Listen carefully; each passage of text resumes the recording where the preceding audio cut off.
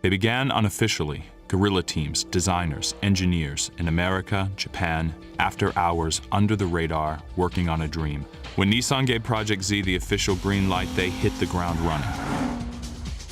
Sprinting from 0 to 60, the 6-speed track model clocked a scant 5.4 seconds for Motor Trend. Think of 287 horsepower and 274 pound-foot of torque just waiting for your input.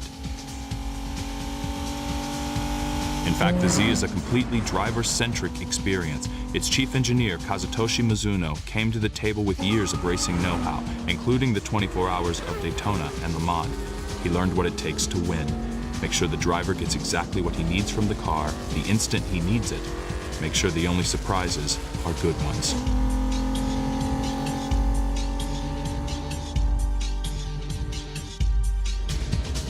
Mizuno promoted a concept called Flat Ride.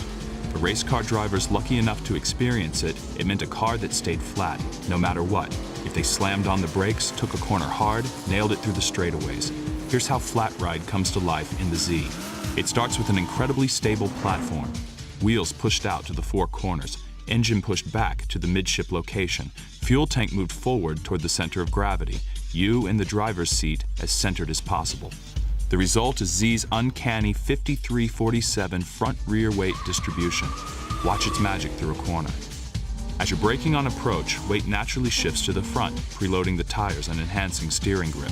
As you let off the brakes and apply the throttle, weight transfers to the rear.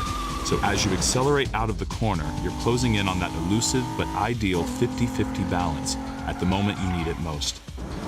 It's the ideal platform for Z's ultra-light, mostly aluminum multi-link suspension. The payoff? Optimal contact between rubber and asphalt. Flat tracking. It's a race car driver's dream. Only this time, you get to drive. Huge 11.5-inch rotors come standard on most Zs.